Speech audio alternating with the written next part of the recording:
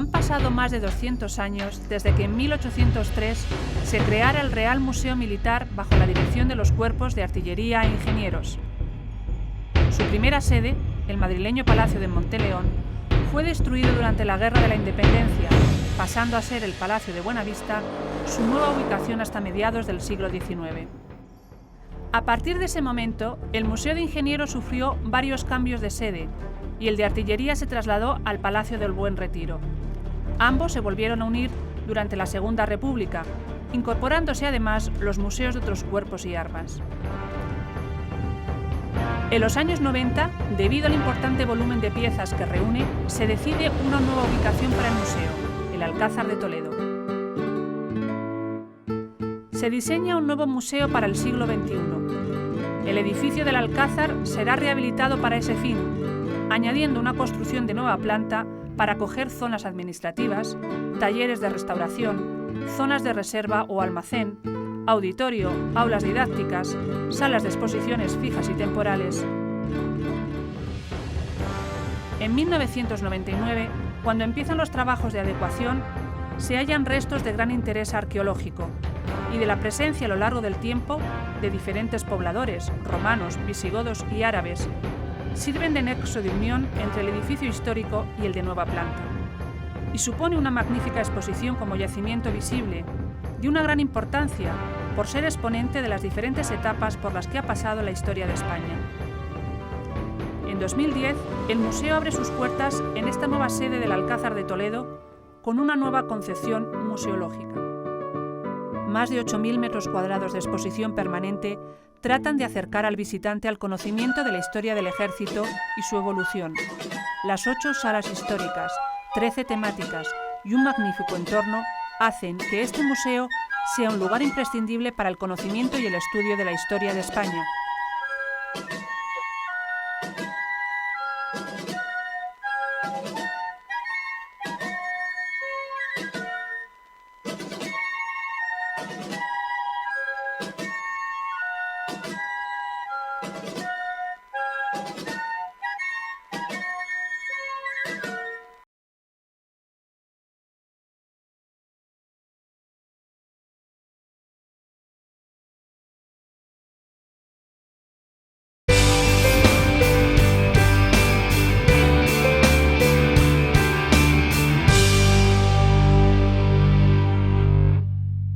El 16 de septiembre se conmemora el Día de la Independencia de México. Para hablar de dicho tema, tenemos que referirnos al movimiento conocido como la Guerra de Independencia, cuyo periodo inicia a la madrugada del 16 de septiembre de 1810, cuando el padre Miguel Hidalgo da el llamado Grito de Dolores, y termina el 27 de septiembre de 1821, 11 años después, con la entrada triunfal del ejército trigarante, encabezado por Agustín de Iturbide y Vicente Guerrero. El objetivo principal de este movimiento armado y social era liberar a nuestro territorio de las manos de los españoles para dejar atrás el concepto del virreinato. Obviamente, antes de 1810 se dieron antecedentes que manifestaban la inconformidad de gran parte del territorio nacional, principalmente en las personas que nacieron en México, pero cuyos padres eran europeos. Entre dicha clase empezaron a circular textos subversivos donde se manifestaban las posibilidades de los mexicanos para independizarse. La primera etapa abarca desde el Grito de Dolores, que se dio el 16 de septiembre de 1810, hasta la batalla de Puente de Calderón, en el actual municipio de Zapotlanejo, Jalisco. El 17 de enero de 1811, cuando la muchedumbre dirigida por Hidalgo, con su famoso estandarte guadalupano en mano, peleaba con más pasión y arrojo que estrategia. En este momento, cuando el cura de Dolores llegó a su cita con la historia en el puente, sus fuerzas se calculaban en alrededor de 100.000 hombres, entre ellos criollos, indios, mestizos y gente de las castas. Por su parte, los realistas, soldados leales al virrey y a la corona española, debían rondar entre los 50.000. Durante la segunda etapa entra en escena José María Morelos y Pavón.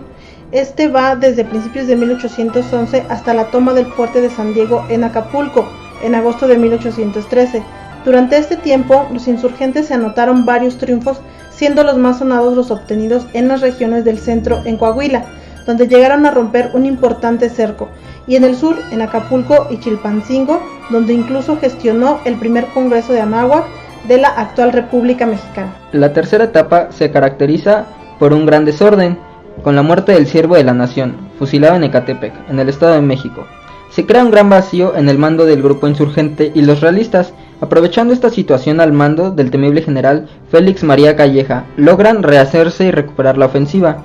En esta etapa se rinde el último reducto importante insurgente y técnicamente los leales a la corona han ganado la guerra. Solo unas cuantas partidas, como la que comandaba Vicente Guerrero en el sur, siguieron en pie de lucha. Este periodo concluye en febrero de 1821 con la firma del trascendental Plan de Iguala. Finalmente, tenemos una cuarta etapa. Esta transcurre del 24 de febrero de 1821 hasta el 27 de septiembre de ese mismo año, cuando el ejército trigarante, al mando del exrealista Agustín de Iturbide, entra triunfal junto con Vicente Guerrero a la Ciudad de México. El contingente, compuesto por los soldados del general Iturbide ya convertidos y los insurgentes que aún quedaban, avanzó por la actual calle de Madero en el centro histórico del Distrito Federal hasta alcanzar la popular Plancha del Zócalo. Con este pasaje terminó formalmente la lucha por la independencia de México.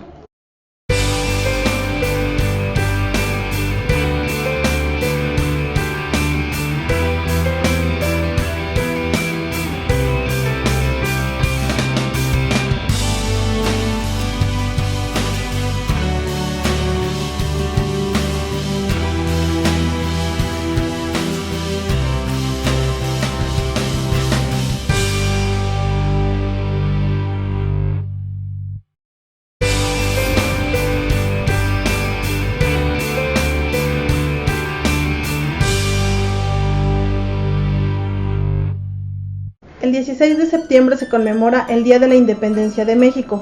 Para hablar de dicho tema, tenemos que referirnos al movimiento conocido como la Guerra de Independencia, cuyo periodo inicia a la madrugada del 16 de septiembre de 1810, cuando el padre Miguel Hidalgo da el llamado Grito de Dolores, y termina el 27 de septiembre de 1821, 11 años después, con la entrada triunfal del ejército trigarante, encabezado por Agustín de Iturbide y Vicente Guerrero.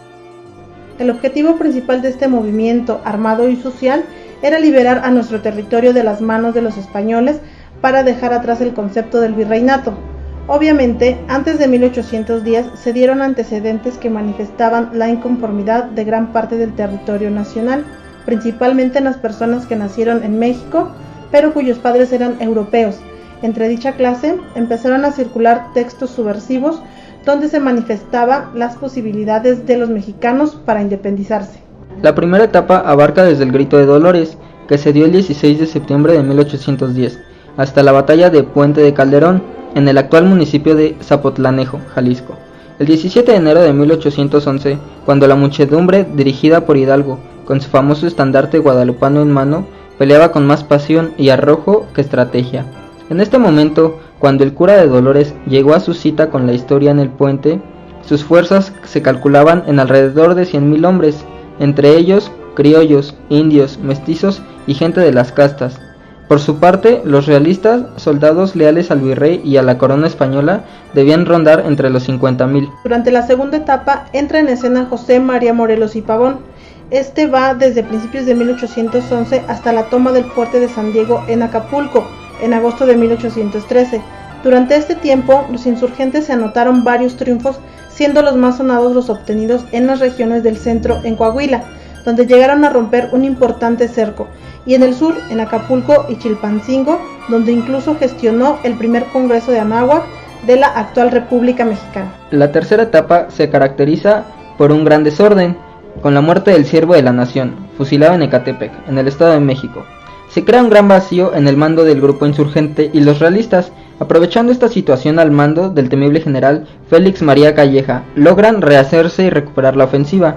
En esta etapa se rinde el último reducto importante insurgente y técnicamente los leales a la corona han ganado la guerra.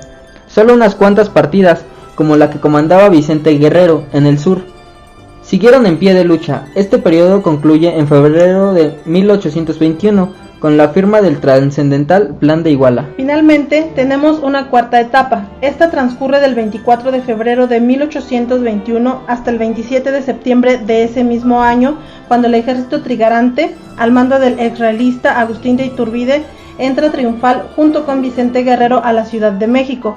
El contingente, compuesto por los soldados del general Iturbide ya convertidos y los insurgentes que aún quedaban, avanzó por la actual calle de Madero en el centro histórico del Distrito Federal hasta alcanzar la popular Plancha del Zócalo. Con este pasaje terminó formalmente la lucha por la independencia de México.